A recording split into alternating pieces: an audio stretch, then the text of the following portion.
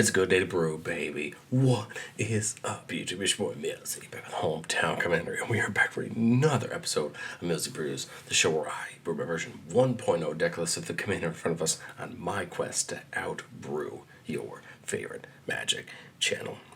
As always, link to the deck will be down in the description. I'm going to make sure I mention it at the front of every video so that everyone knows, but we are in week 2 of Commander Masters, and I wanted to make sure we got as many of the commanders from the precons and new cards out as we could.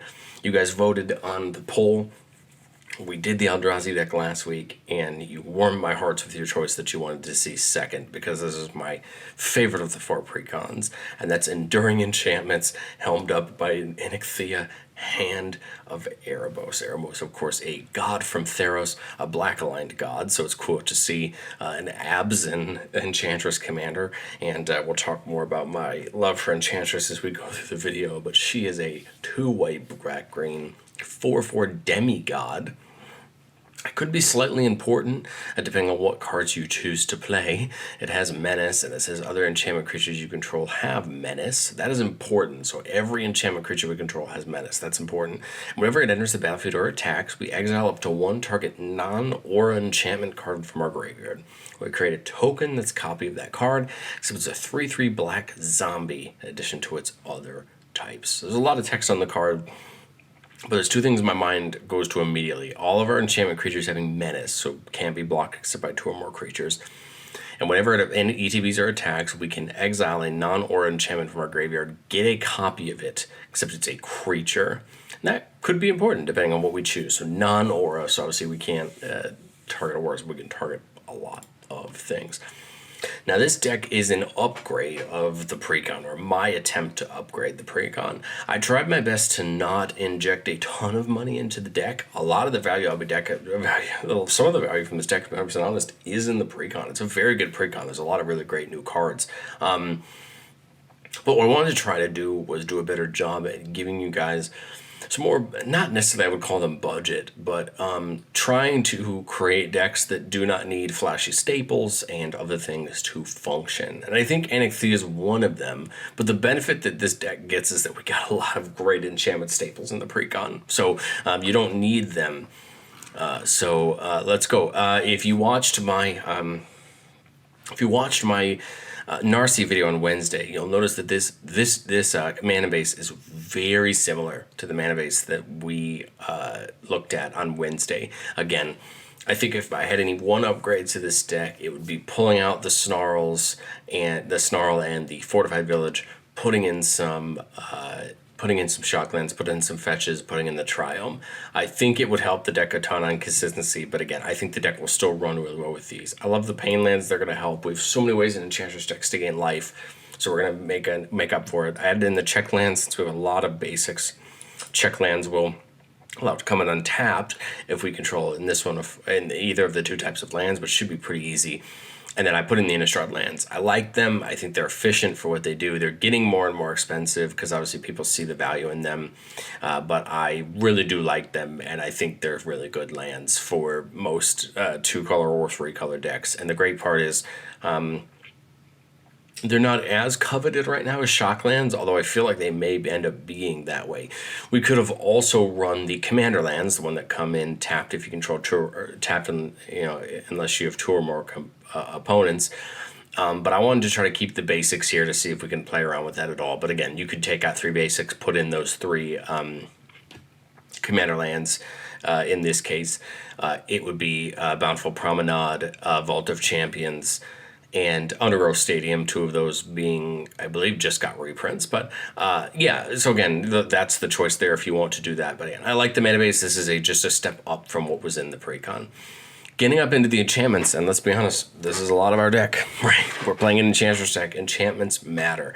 And I did my best to make a big mix here of cards that are going to generate us value, but also are going to help us just amass the value that comes from Enchantress decks. And Enchantress decks are very good at bringing the board lots of enchantments on board, getting value. And I think our first card is a card that exemplifies that really well, All That Glitters. So we pick a creature, it gets +1/+1 for each artifact or enchantment we control. We have a couple of these effects. We're playing Michiko's Reign of Truth as well, which is a very similar card to this. But this is going to help because if we get a creature like, one of our enchantment creatures that have menace and we can attack the right player, this could help us knock a player out. If we can get a creature in the air, this could help us knock a player out. I think All That Glitters is such a fun card, and for 2 mana, it's well worth it, especially because later in the game it gets even better. Earlier in the game, it just helps us set up for being better. Aura of Silence is a card that I choose to kind of injected some price in. Artifacts or enchantments your opponent's cast cost 2 more to cast, and we could sack it to destroy an artifact or enchantment. We're playing 2 other ones that do this: Seal of Primordium and Seal of Cleansing. And the reason is because these are perfect targets for Anikthea to bring back. We use them the first time, get rid of something, bring them back with Anikthea as a creature, and then we can always sack them again instant speed if we need to. So I think that's perfect. Binding the Old Gods is in the precon. I believe if it's not, then it should be. It is. Okay, cool. It's in the precon for Narcy, right, who we talked about on Wednesday. But I still think Binding the Gods is a great card for this deck. It's removal, and it's an enchantment, so it's going to proc all of our constellation effects. Gets us a forest on the second ability. Again, if you choose to bring in the triomes and the shock lands and the lands that have forest types, you can get them with the second one. And then the third one gives all of our creatures Death Touch. And Menace and Death Touch is going to be a very tough combination to deal with for our opponents. Probably one of my favorite new cards from the precon is Boon of the Spirit Realm, a 5-mana enchantment.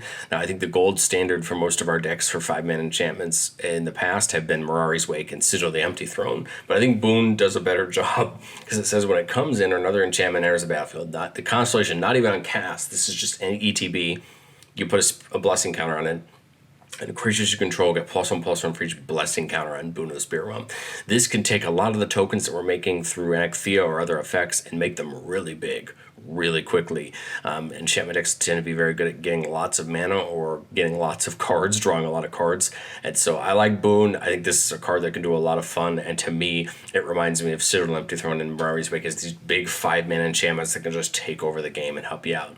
Well, we love our removal, and if we can get our removal on an enchantment, it's even better because we can draw off of it. Darksteel is a great removal piece for that reason. The only downside to Darksteel is we cannot get it back with Anikthea, right? It told us non-auras, but I don't think we care. I think this is a great piece of removal, and it's going to help lock down our opponent's pieces by getting rid of their abilities. Enchantress's Presence, one of the most probably well-known Enchantress cards of all time, drawing us a card when we cast an enchantment spell. There's a lot of these Enchantress-style draw cards, and I think Presence is just a great one. This got reprinted in the deck. And the Strengths of Dead I put in here because, again, Anikthea is making zombie tokens. Why not add a way to make more tokens? At the beginning of your upkeep, we create X 2/2 zombie creature tokens, where X is half the number of zombies you control, write it down. So there will be a period of time where this will make no zombies if we don't control any other zombies. Again, Anikthea is not a zombie, so we will need to get some things out. But once we do, we will be making a lot of, we'll start making zombies every turn.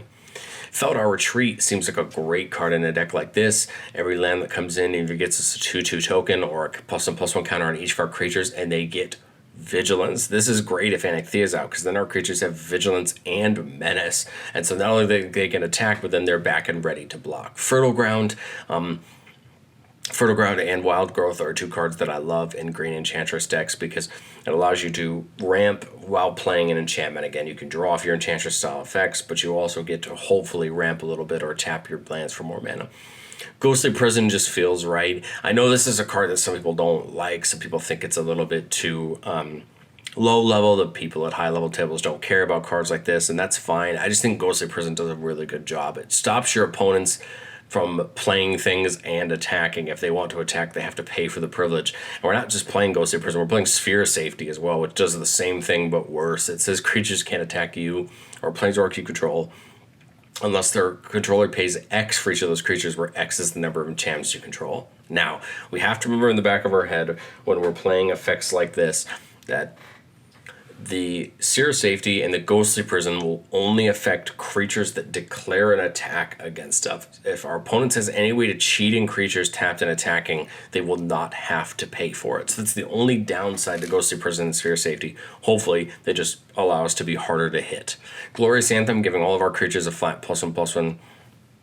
I think you'd be well within your rights to take this out for something else. Again, we're just making a lot of tokens, so I thought, why not add something to buff our tokens up? Grasp of Fate got its reprint in this deck, and I'm in love with the new art, and I love this card. Comes in, we can exile up to one target non-land permanent each player controls, other than us, each opponent, until it leaves the battlefield. It hits 3 things for 3 mana. Hopefully we pick great targets, and we can bring this back with Anikthea, which makes it even better. We can hit it, somebody gets rid of it, we can bring it back with Anikthea, hopefully when she attacks, and get to do it again. Growing Ranks, the beginning of our upkeep, we populate, so we pick a token and make another one.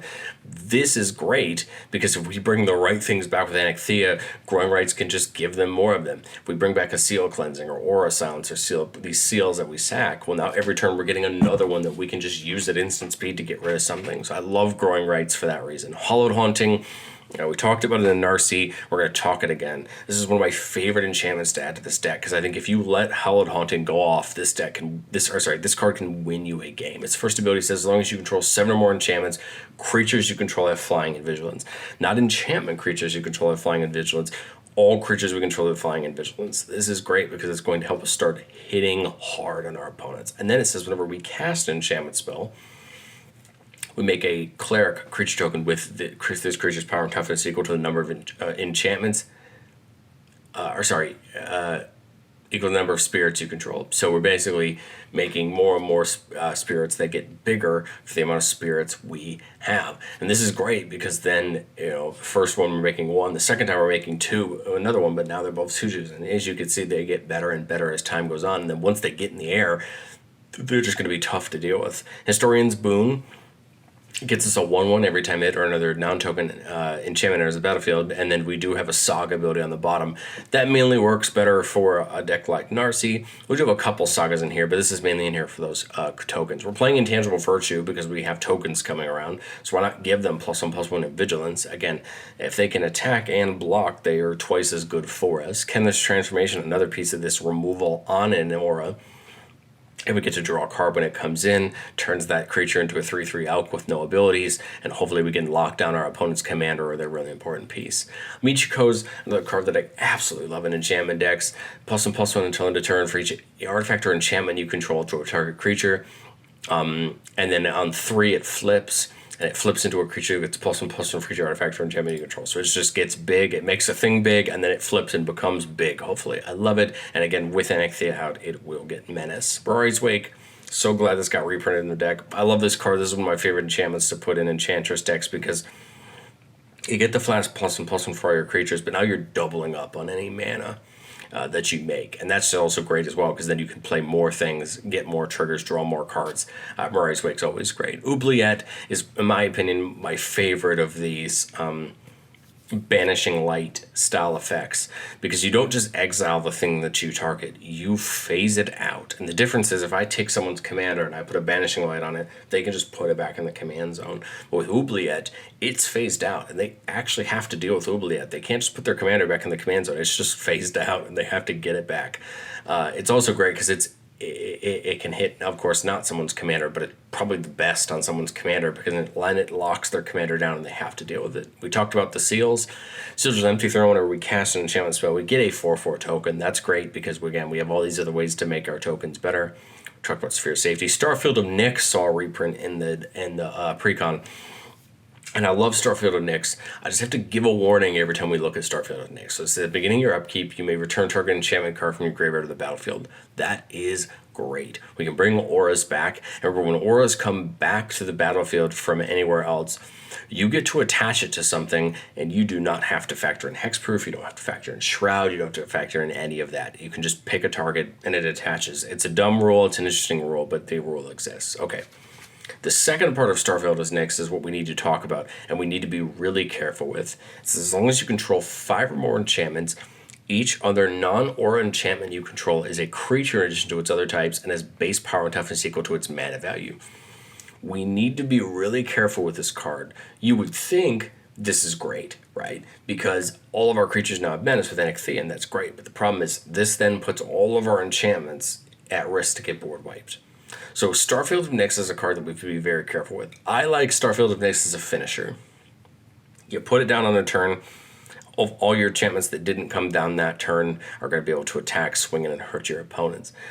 And the first ability is great. The more it goes off, the better it is.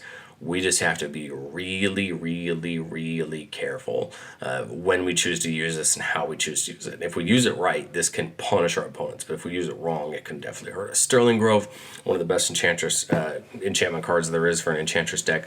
Other enchantments we control have Shroud.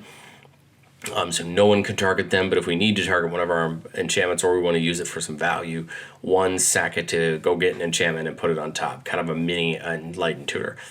Sterling Grove is great because if we need a card really bad and we have a turn set up, we can do this at the last opponents before our turn's end step.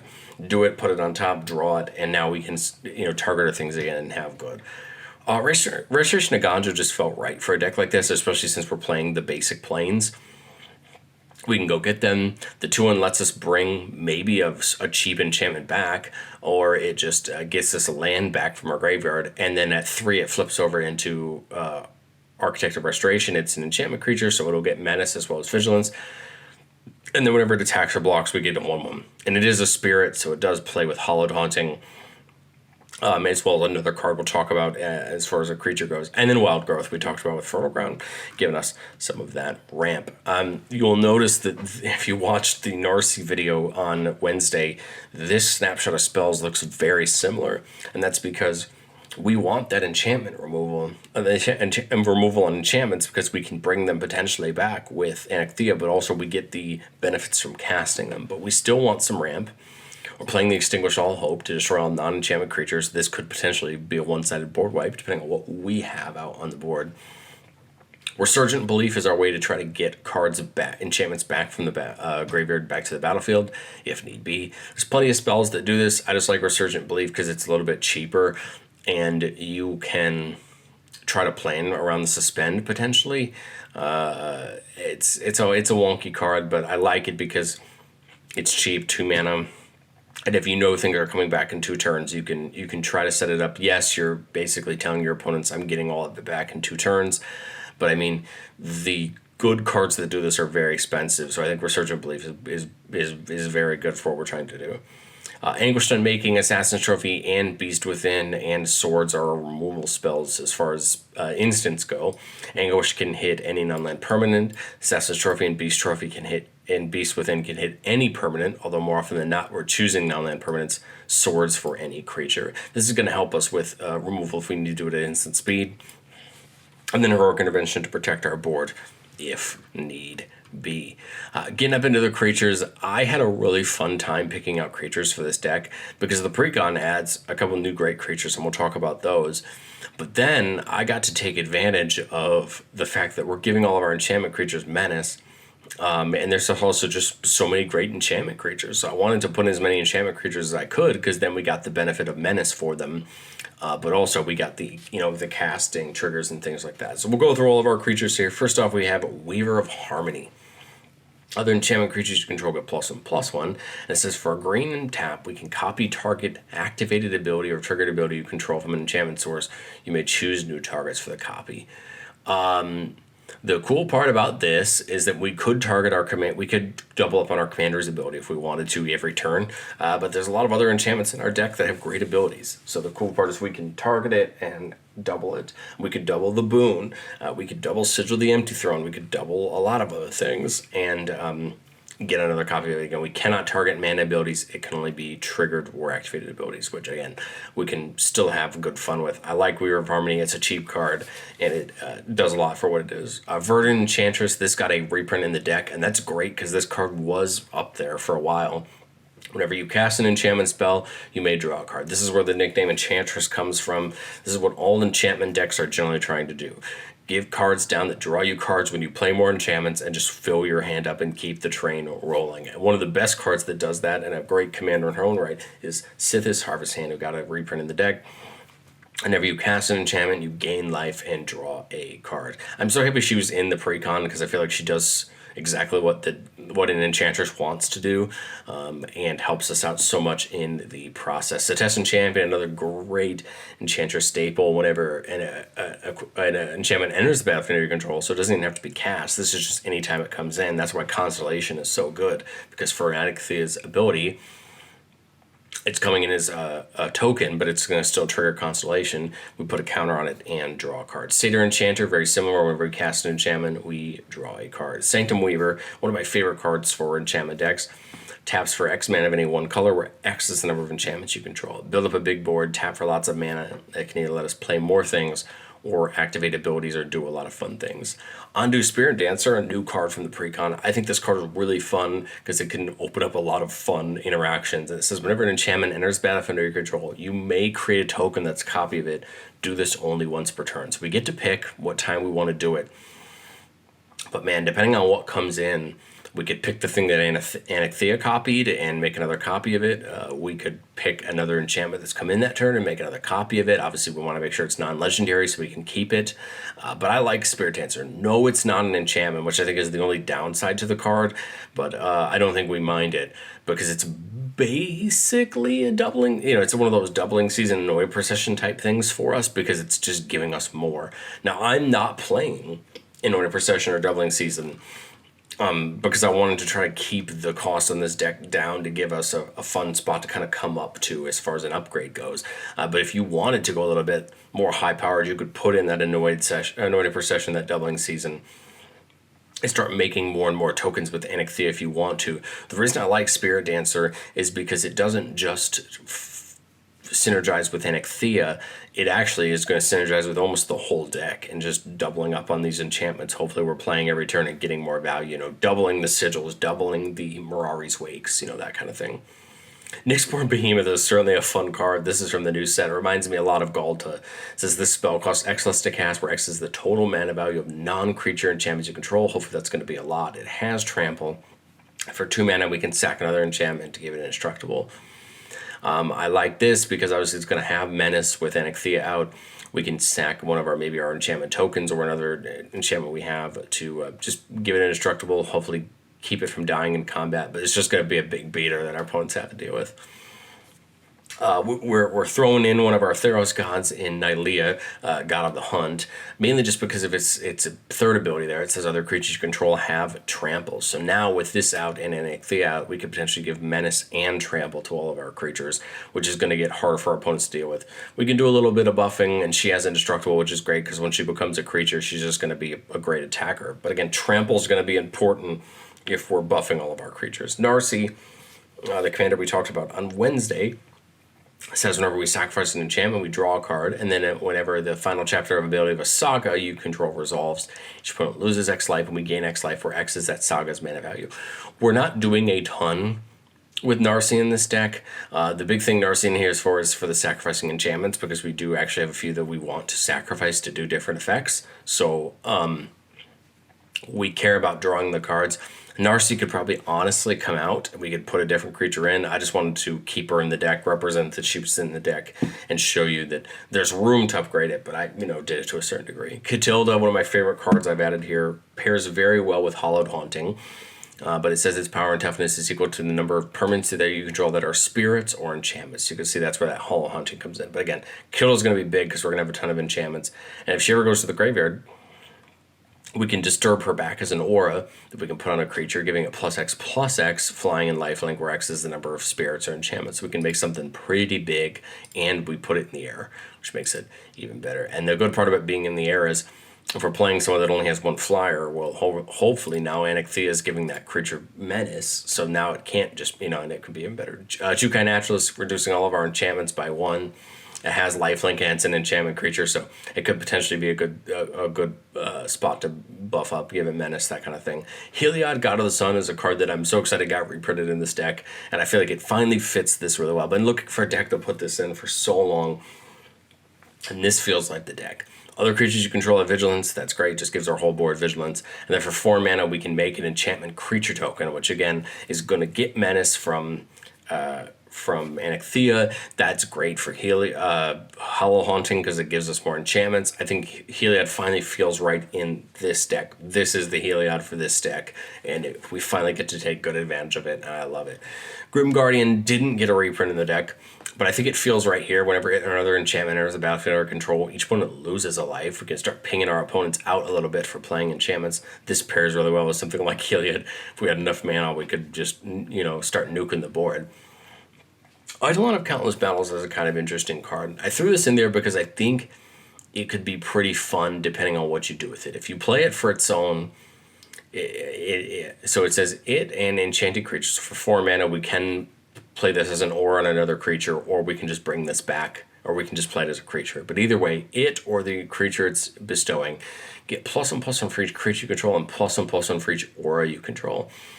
I like this because this seems like a fun target for Anikthea to bring back if need be, but also it's not an aura, right? So Anikthea can bring it back, but if it's not, it's just going to be a big creature on the battlefield. It's a spirit, so it affects all these other spirit kind of things we have going on, and it's just going to get big because we're going to have a good amount of creatures, and so I like that. And it's also going to have menace because of Anikthea, so hopefully it's just going to hit like a truck if it comes down by itself. Idolon Blossoms, another one of our Enchantress cards, drawing us a card whenever an enchantment comes in.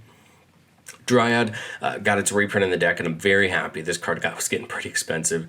We can play an additional land on each of our turns, which is great. We're going to be drawing a lot of cards. We're going to have lots of lands in our hand, and then lands we control are every basic land type in addition to the other types. This is great because then all of our lands are going to basically tap for all of our colors. I think we have room if we want to. I said this in Darcy, and I believe the same thing about this deck. We probably have the room to play Exploration or Burgeoning if we want to. I just didn't put it in the deck, but we're probably going to be drawing enough cards. We're having so many extra lands. We're probably going to make use of them if we had them. Doomwake Giant got a reprint in the deck. Love this card. Whenever another enchantment enters the battlefield, creatures our opponents control get -1/-1 to the turn. We could potentially wipe the board for our opponents by just playing enough enchantments and getting enough, enchantments coming in to hurt all of them. Gets around Indestructible, Hexproof, Shroud, all that good stuff. Destiny Spinner, stopping our creatures and enchantments from getting countered. And then for 4 mana, we can turn one of our lands into an XX with Trample and Haste, where X is the number of enchantments we control. That's a big ability, and the cool part about that is that land is just going to get big and tough to block, hopefully, and just fun. And the best part about this is if we have this in conjunction with Hollow Haunting or Heliod, giving it vigilance or flying or any of those abilities, then it just gets to hit even harder. Demon of Fates design, another new card from the deck. This one's pretty fun. It has flying and trample, which is great, and it's going to have menace, hopefully with Anikthea out. Once during each of your turns, you can cast an enchantment spell by paying life equal to its mana value rather than paying its mana cost. Well, we have a lot of things that gain us life, or some things that gain us life, so we probably don't mind that. And then for 3 mana, we can sack another enchantment, and it gets +X/+0 until end of turn. Or X is that enchantment's mana value. I like this because it's a big boy, it's in the air, it has trample, it's hopefully going to have menace, and then worst case scenario, we can sack something to give it a little buff if we need to hit pretty hard. Of course, our Crewfix, another enchantment creature, lets us look at the top card, it keeps the top card revealed. We can play lands from the top, but whenever a land comes in, we gain a life. Again, I like it, it lets us get the lands off the top of our deck. Hopefully the things that we're drawing are the things that are going to be important to us off of all these abilities. Composer of Spring is a new card from the precon, and I love this card. This card's pretty cool. Constellation, whenever an enchantment enters the battlefield under your control, you may put a land card from your hand on the battlefield. So here's another example of that, exploration burgeoning idea, to just get these lands out of our hand because we're going to have extras of them. But then it says if you control 6 or more enchantments, instead you may put a creature or land from your hand on the battlefield tapped. With enough of our enchantment creatures, we could go a little bit deeper on this, getting a bunch of them down at once if we wanted to. Obviously, we won't get any of the cast triggers for those creatures, but we would still get Constellation if those creatures are enchantments. So there's still a potential way to get a bunch of value out of this. But I like it mostly for dump a land from your hand in the battlefield tapped, get them out of your hand so that at the end of the turn you don't have to be pitching cards down to hand size, and it's going to help a ton. I wish there were more abilities like this for Enchantress decks because they would really help us out. That's why so many people play Exploration and Burgeoning, is because they help you dump all those lands out of your hand. Calyx, Guided by Fate from March of Machine, The Aftermath. Love this card. Its Constellation effect gives a +1/+1 counter on target creature, and then whenever it or an enchanted creature we control deals combat damage to a player, we can make a token that's a copy of a non-legendary enchantment we control, and that we can target auras if we want to. We can target a lot of things with that. I love Calyx. Calyx is, with Sithis, kind of the perfect mini commanders in this deck. They're going to help the deck run if for some reason Anikthea gets, too expensive to play or we can't get her back out. I think Calyx and Sithis are both going to keep our deck going. Arcana Sun's Grace, a pretty classic enchantment creature, because it has Constellation ability. Whenever an enchantment comes in, we make a Pegasus token. I like that because we're getting more tokens, and then they're in the air and they have lifelink, so they're going to help us gain some life back. Archetype of Courage just seems kind of interesting. All of our creatures have first strike. All of our opponent's creatures lose first strike and can't have it. And it's an enchantment creature, so we're going to potentially give Menace with Anikthea and first strike with Archetype of Courage across all of our creatures. I love it. Hopefully that comes into advantage. And you can see we're trying to have creatures that are just going to give all of our creatures good abilities. This will affect all of our tokens as well, which is great. Same thing with Nalia, right? Nalia will give all of our tokens haste as well. So again, these I think are just these good abilities that are going to spread. And the cool part about our Archetype of Courage is if it dies, hopefully we bring it back with Anikthea. It comes back as an enchantment again, but then again it spreads the first strike again. And then All Seeds of Life Bounty, great card, can protect our creature enchantment, and giving it protection can potentially protect something from some removal.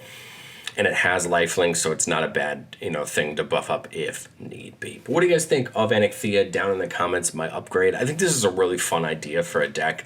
Obviously, there's a bunch of stuff, for the more sweaty players out there. We can throw some other cards in here. But again, I'm actually really excited to test this and see how this works. I've been wanting to rebuild an Enchantress deck for a long time. I love my Sithis list, but it was definitely way more powered than I wanted it to be. So I plan to test this alongside Calyx, the list that I did a while back, and see if maybe I can find an enchantment deck I really love. I still love Shrines. There's a deck I really enjoy, but I want more of a less swing for the fences enchantment deck, and I think that this might be one of them. I think this has a lot of fun sub-synergies, lets me play cards like Catilda and Hallowed Haunting that I really love, and I think maybe this will be the deck I've been looking for. So let me know what you think down in the comments. If you want updates in the future, let me know down in the comments. I can let you guys know if this is a deck that's worked well for me in testing, and I will catch you guys next time.